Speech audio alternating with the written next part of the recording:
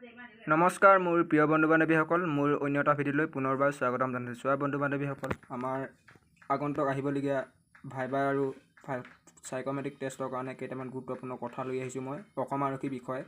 সেই বিষয়টোৰ ওপৰত অতি প্ৰয়োজনীয় জনাটো সকলো ল'ৰা ছোৱালী, সেইবাবে মই এই ভিডিঅ'টো বনাইছোঁ। তোমালোকে ভিডিঅ'টো স্কিপ নকৰি শেষলৈ চাই থাকিবা, ঠিক আছে। অসম আৰক্ষী হৈছে অসম ৰাজ্যৰ আইন শৃংখলা ৰক্ষা বাহিনী। 1826 চনত ইয়ানাম্বু সন্ধিৰ পিছতে ইংৰাজসকলে আইন শৃংখলা ৰক্ষাতে এই বাহিনী গঠন কৰিছিল। অসম আৰক্ষী ৰাজ্যৰ গৃহ বিভাগৰ অধীনস্থ। জনহিত জনসেৱাৰ্থে বাণীৰে অসম আৰক্ষীয়ে অসমৰ ৰাজ্যৰ আটাইকেইখন জিলাতে সেৱা আগবঢ়াই আহিছে। অসম আৰক্ষী বিভাগৰ এজনৰ সঞ্চালক প্ৰধান অধীনত চালিত হয়।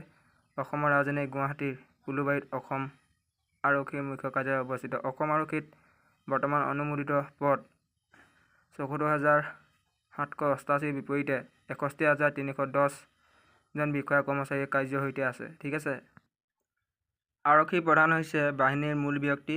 অসম আৰক্ষীৰ বিভিন্ন বিভাগসমূহৰ প্ৰত্যেকটো বিভাগ এজন অতিৰিক্ত সঞ্চালক প্ৰধান অধীনত থাকে। মহাপৰিদৰ্শকজন অধীনস্থ বিভিন্ন বিভাগৰ মুৰব্বীৰ লগতে এক বা ততোধিক আৰক্ষী ক্ষেত্ৰসীমাৰ মুৰব্বী। উপ পৰিদৰ্শক এক আৰক্ষী ক্ষেত্ৰসীমাৰ মুৰব্বী, যিজন অধীনত কেইবাখনো আৰক্ষী জিলা থাকে। আৰক্ষী অধীক্ষক হ'ল জিলা আৰক্ষী মুৰব্বী বা বেটেলিয়ান কামাণ্ডাণ্ট মুখ্য সেনাপতি, ঠিক আছে। অসম আৰক্ষী অসম চৰকাৰৰ গৃহ বিভাগৰ পোনপটীয়া নিয়ন্ত্ৰণত থকা আইন শৃংখলা ৰক্ষা কৰা বিভাগ। অসম আৰক্ষী এজন সঞ্চালক প্ৰধানৰ অধীনত পৰিচালিত হয়। বৰ্তমান অসম আৰক্ষীৰ সঞ্চালক প্ৰধানজন হৈছে ভাস্কৰজ্যোতি মহন্ত। ভাৰতীয় আৰক্ষী সেৱা। আৰক্ষী অধীক্ষকক কাৰ্যত সহায় কৰিবলৈ অতিৰিক্ত আৰক্ষী অধীক্ষক আৰু উপ আৰক্ষী অধীক্ষক থাকে। আৰক্ষী জিলা কেইবাটাও মহকুমাত বিভক্ত হৈ থাকে। মহকুমাৰ মূল আৰক্ষী বিষয়া হ'ল মহকুমা আৰক্ষী বিষয়া, উপ আৰক্ষী অধীক্ষক। সেইদৰে এটা মহকুমা কেইবাটাও আৰক্ষী চক্ৰত বিভক্ত। আৰক্ষী চক্ৰৰ মূল বিষয় হ'ল চক্ৰ পৰিদৰ্শক, পদ মৰ্যাদা আৰক্ষী পৰিদৰ্শক। আৰক্ষী বিষয়াৰ অধীনত পদ মৰ্যাদা আৰক্ষী পৰিদৰ্শক তথা গ্ৰাম্যাঞ্চল বা কম জনবসতিপূৰ্ণ অঞ্চল থানাসমূহৰ এজন উপ পৰিদৰ্শক পদবীৰ ভাৰপ্ৰাপ্ত আৰক্ষী বিষয়াৰ অধীনত। তেনেদৰে আৰক্ষী চকীসমূহ এজন উপ পৰিদৰ্শক পদবীৰ বা সহকাৰী উপ পৰিদৰ্শক পদবীৰ ভাৰপ্ৰাপ্ত আৰক্ষী বিষয়াৰ অধীন।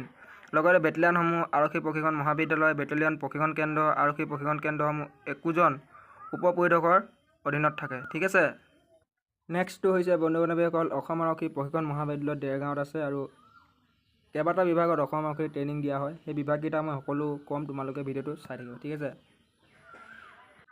প্ৰথমটো হৈছে ১ নম্বৰত বন্দুক চালনাৰ প্ৰশিক্ষণ, ঠিক আছে। প্ৰথম ষ্টেপটো হৈছে বন্দুক চালনাৰ প্ৰশিক্ষণ। নেক্সটটো হৈছে ছেকেণ্ডটো হৈছে দীৰ্ঘ দূৰত্ব পৰিচালনা প্ৰশিক্ষণ, ঠিক আছে। ২ নম্বৰটো হৈছে দীৰ্ঘ দূৰত্বৰ পৰিচালনা প্ৰশিক্ষণ।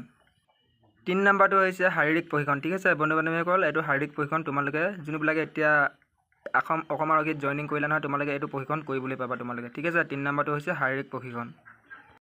নেক্সটটো হৈছে ৪ নম্বৰটো হৈছে কৌশলী অস্ত্ৰ চালনা প্ৰশিক্ষণ, ঠিক আছে বন্ধু বান্ধৱীসকল। তোমালোকে এইটো প্ৰশিক্ষণ দিব, তোমালোকে যোনবিলাকে পাছ কৰিলা নহয়, কৌশলী অস্ত্ৰ চালনা প্ৰশিক্ষণ দিব তোমালোকক। একেবাৰে শেষত আছে প্ৰশিক্ষণ সমাপ্ত সমাৰোহ, ঠিক আছে বন্ধু বান্ধৱীসকল। এইটো আছিল একেবাৰে শেষৰ প্ৰশিক্ষণটো, যোনটো হৈছে প্ৰশিক্ষণ সমাপ্ত সমাৰোহ। তোমালোকৰ চব ট্ৰেইনিং মাৰি এটাইকিনি লাষ্টত শেষৰ প্ৰশিক্ষণটো হ'ব তোমালোকৰ প্ৰশিক্ষণ সমাপ্ত সমাৰোহ। বন্ধু বান্ধৱীসকল, এইকেইটা আছিল অসম পুলিচৰ ৰিলেটেড কিছুমান প্ৰয়োজনীয় কথা। এইখিনি অতি প্ৰয়োজনীয় জনাটো সকলোৰ বাবে, কিয়নো আমি এতিয়া অসম আৰক্ষীৰ কাৰণে আমি প্ৰিপাৰেশ্যন চলাই আছোঁ, হয় নাই। এতিয়া ভাইবা অৰেলত সাইক'মেট্ৰিক টেষ্টত শুনি দিব পাৰে, তোমালোকে অসম আৰক্ষী ৰিলেটেড যিকোনো কুৱেশ্যনো শুনিব পাৰে। সেইবাবে এই বিষয়টোৰ ওপৰত অতি প্ৰয়োজনীয় জনাটো, সেইবাবে মই ভিডিঅ'টো বনাইছোঁ, ঠিক আছে বন্ধু বান্ধৱীসকল। তোমালোকে নিজৰ ফালৰ পৰা নিজে প্ৰিপাৰেশ্যন চলাবা সকলোৱে, ঠিক আছে। এইখিনি আছিল অসম আৰক্ষীৰ লগত ৰিলেটেড কিছুমান প্ৰয়োজনীয় গুৰুত্বপূৰ্ণ কথা। আৰু নেক্সট ভিডিঅ'টোত মই আৰু ভাল প্ৰয়োজনীয় কিছুমান কথা আলোচনা কৰিম। তোমালোকে চেনেলটো ছাবস্ক্ৰাইব কৰি থবা সকলোৱে, আৰু লগৰ বন্ধু বান্ধৱী সকলোলৈ ভিডিঅ'বিলাক শ্বেয়াৰ কৰিবা, ঠিক আছে। আৰু চেনেলটো ছাবস্ক্ৰাইব কৰিবা প্লিজ বন্ধু হিচাপে। আজিলৈ ভিডিঅ'টো সামৰণি মাৰিছোঁ। জয় আই অসম, জয় অসম পুলিচ।